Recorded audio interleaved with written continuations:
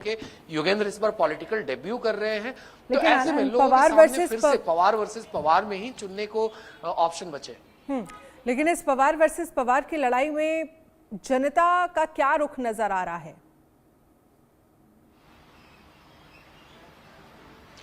जी अनन्या, जैसा कि आपने कहा कि जनता का क्या रुख नजर आ रहा है, तो हमारे साथ यहाँ पे काफी यंग वोटर्स भी हैं और काफी महिलाएं भी हैं, तो हम उनसे बात करेंगे और जानेंगे कि आखिर इनके लिए इस चुनाव में मुद्दे क्या रहे बारामती में खास तौर पे। आपका नाम?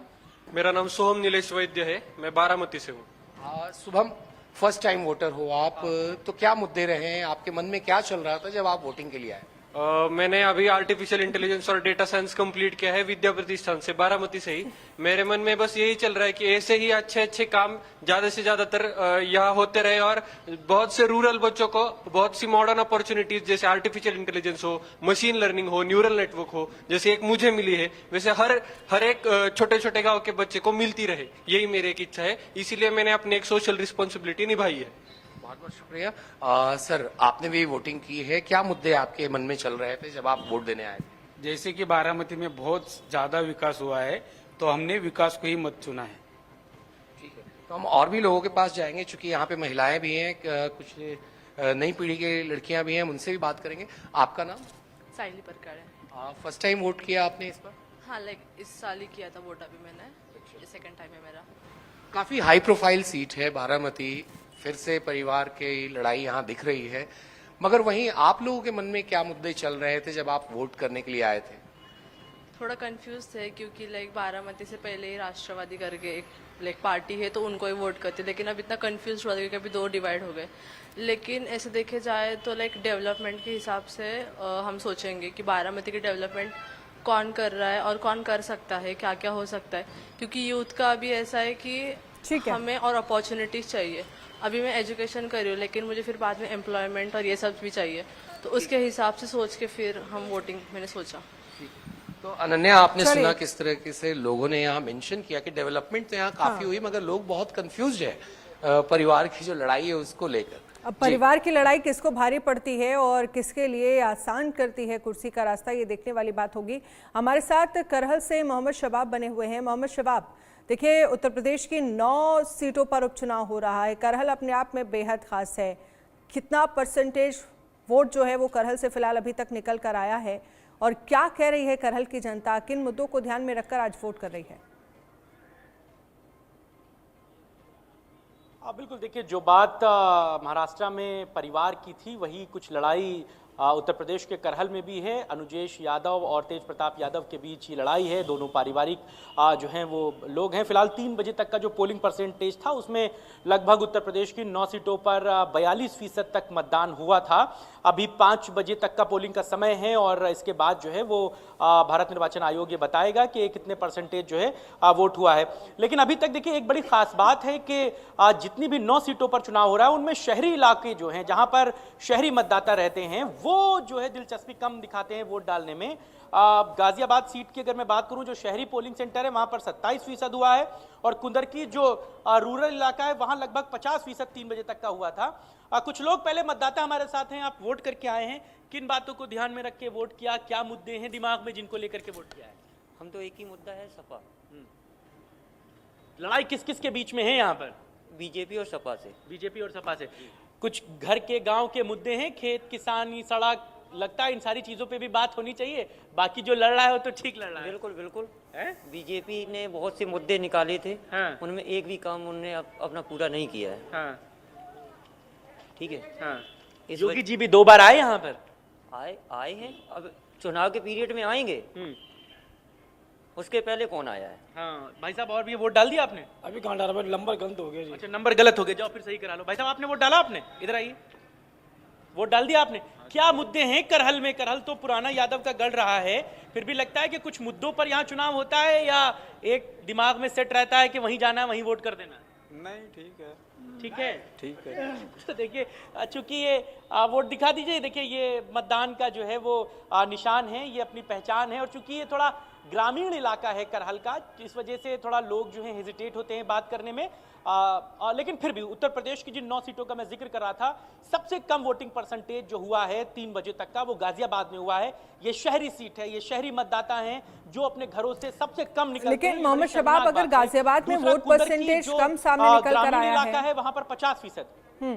गाजियाबाद में अगर वोट परसेंटेज कम सामने निकल कर आए तो इसकी क्या वजह नजर आ रही है? क्या पोल्यूशन भी एक बड़ी वजह है क्योंकि लोग घरों से कम निकल रहे हैं? नहीं, पोल्यूशन वजह नहीं होती। बेसिकली शहरी मतदाता दिलचस्पी कम लेता है, ये बात जग जाहिर है। हिंदुस्तान में आज भी जो वोट होता है या वोटिंग परसेंटेज जो होता है, जो सरकारें बनाने वाले लोग होते हैं ग्रामीण अंचल के ही होते हैं। अधिकतर विधानसभाएं और लोकसभाएं ग्रामीण अंचलों में ही आती हैं। शहरी मतदाता उतनी दिलचस्पी नहीं लेता। इसीलिए आपको बताऊं, एक वजह है कि शहरों में मॉल को भी बंद कर दिया गया। वरना पहले क्या होता था कि गस्टेड हॉलीडे होता था तो लोग अपने घरों में ताला लगा करके मॉल घूमने चले जाते थे। तो भारत निर्वाचन आयोग ने ये सख्ती की कि 5 बजे तक जिस जगह पर पोलिंग होगी वहां कोई मॉल नहीं चलेगा, कोई मल्टीप्लेक्स नहीं खुलेगा। इसलिए शहरों में लोग जो है वो दिलचस्पी कम लेते हैं। ये शर्मनाक बात है कि अगर आप गाजियाबाद जैसे शहर में रहते हैं और मात्र 27% वोट करते हैं 3 बजे तक, तो ये बड़ी अच्छी बात नहीं कही जा सकती। जबकि कुंदर की हो या करहल हो या दूसरी सीटें हो, वहां पर ग्रामीण अंचल में मतदाता, देखिए 5 बजने वाला है लेकिन अभी भी बूथ पर लोगों की तादाद जो है वो आने की बदस्तूर जारी है। और ये वो इलाके हैं जहां सुबह में अर्ली मॉर्निंग ठंड हो रही थी और अभी भी ठंड का माहौल बनने लगा है, कोहरा धीरे धीरे गिरने लगा है। उसके बावजूद जो लोगों की दिलचस्पी है वो मतदान केंद्रों पर दिख रही है। ये अपने आप में बड़ी खास बात है और ये सीख भी है कि ग्रामीण अंचलों से मतदाताओं की सीख लेनी चाहिए, शहरी मतदाताओं को जो अपने घरों से कम निकलते हैं। अब बात अगर मैं करहल की लड़ाई की कर लूं तो यहां पर अनुजेश यादव और तेज प्रताप यादव की जो है वो लड़ाई है। साफ तौर से तेज प्रताप यादव अखिलेश यादव के भतीजे हैं और ये सीट जो रिक्त हुई थी अखिलेश यादव के रिजाइन करने के बाद, जब वो सांसद बन गए तो विधानसभा से उन्होंने इस्तीफा दिया, ये सीट रिक्त हुई। यहां पर बाइपोल हो रहा है। अखिलेश यादव के परिवार से ही अनुजेश यादव भी आते हैं। अखिलेश यादव के रिश्तेदार धर्मेंद्र यादव जो हैं, उनके सगे दामाद अनुजेश यादव हैं। हालांकि 2017 में उन्होंने समाजवादी पार्टी छोड़ दी थी, उसके बाद से वो समाजवादी पार्टी से दूर रहे। भारतीय जनता पार्टी ने उन्हें प्रत्याशी बनाया है। लड़ाई मजबूत है। मुख्यमंत्री योगी आदित्यनाथ यहां पर कैंप किए, जनसभा की, दोनों डिप्टी सीएम, तमाम कैबिनेट के लोग लगे, तो उधर पूरा यादव परिवार भी यहां पर चुनाव की लड़ाई में दिख रहा है। चलिए मोहम्मद शबाब, आपके पास आएंगे। हमारे साथ डेरिल मिरांडा भी वर्ली से जुड़े हुए हैं। डेरिल मिरांडा, वर्ली को लेकर क्या जानकारी है? क्या रहा यहाँ पर वोट परसेंटेज? अनन्या, देखिए मैं अभी फिलहाल मौजूद हूँ मुंबई के वर्ली विधानसभा क्षेत्र में और दोपहर के 3 बजे तक यहाँ 39.11% वोटिंग जो है वो हुआ है। आदित्य ठाकरे यहाँ से चुनाव लड़ रहे हैं और उनकी फाइट जो है वो शिवसेना यूबीटी के मिलिंद देवरा और एमएनएस के संदीप देशपांडे, इनके साथ होने वाले। मेरे साथ कुछ वोटर्स हैं, हम उनकी रिएक्शंस जानेंगे। सर, आपने कौन से मुद्दे पर यहाँ पे बहुत सारे मुद्दे हैं, लेकिन मैं ये कहना चाहता हूँ कि यहाँ पे रीडेवलपमेंट का बहुत बड़ा सा मुद्दा था जो ये सरकार ने बहुत अच्छी तरह कवर किया है। दूसरी बात, यहाँ पे स्थानिक लोगों का ये प्रॉब्लम है कि बहुत सारे प्रॉब्लम है कि यहाँ पे बच्चे लोगों को पढ़ाई लिखाई में जो डोनेशन मिलना चाहिए या कुछ कवर करना चाहिए, ये सब सरकार ने उनको सहूलत देना चाहिए, क्योंकि यहाँ पे बहुत सारे प्रॉब्लम है। यहाँ पे बिल्डिंग अभी टावर बन रहा है, टावर बनने के बाद यहाँ पे बहुत सारी महंगाई होने वाली है। बहुत युवा पीढ़ी काम धंधे पे नहीं है, इनका कुछ सोचना चाहिए। ये सरकार, जो भी आने वाली सरकार है, उन्होंने ये युवा पीढ़ी के बारे में कुछ तो सोचना चाहिए, क्योंकि पढ़े लिखे लोग यहाँ पे है लेकिन उनके लिए कोई काम धंधा या कुछ भी नहीं है। यहाँ पे बेरोजगार बहुत है। इसके लिए हम लोग कुछ ये सरकार को वोट दे के ये ज़रूरी समझते हैं कि ये कुछ हमारे लिए करे, बस। सर, आपने किस मुद्दे पर वोटिंग किया? स्थानिक मुद्दे क्या है? बोल। नहीं, मेरे को नहीं बोलना है। सर, आप क्या बताएं कि आपने किस स्थानिक मुद्दे क्या है? वोट किया है स्थानिक मुद्दे पे। स्थानिक मुद्दा बोले जाएगा तो बहुत कुछ है, पर हम लोग बीटीडी चाल के हैं। जो अभी यहाँ से जो 3 उम्मीदवार खड़े हैं, आदित्य ठाकरे जी, एक ना अपने मिलिंद देवरा जी और संदीप देशपांडे, और फिर इसके भी है 2-4 अलग पार्टी से भी है।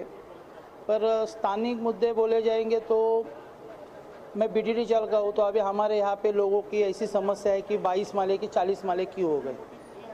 पर मैं इस चीज़ का खंडन करता हूँ, जो भी हुआ है वो अच्छा ही हुआ है बीडीडी चाल के लिए, क्योंकि सबसे पहले यहाँ पे उद्घाटन किया था देवेंद्र फडणवीस साहब, इन्होंने जो मुख्यमंत्री थे तब इनकी युति शिवसेना के साथ थी, और तभी के महाविकास अपने ये जो थे नगर विकास अपने आज के मुख्यमंत्री एकनाथ शिंदे है।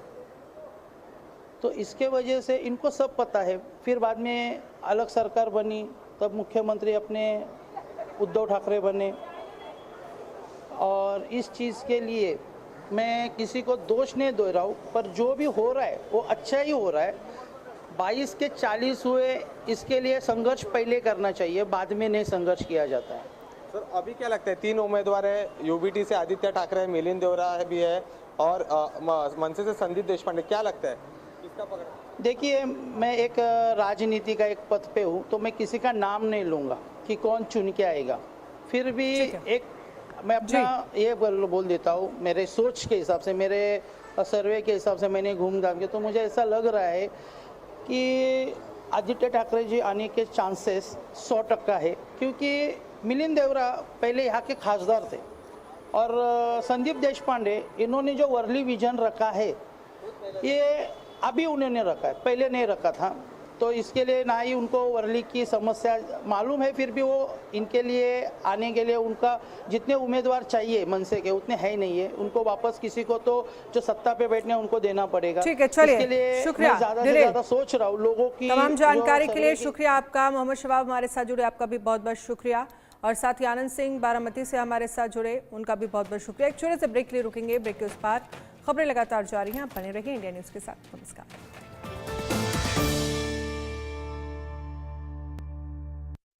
Grade A office and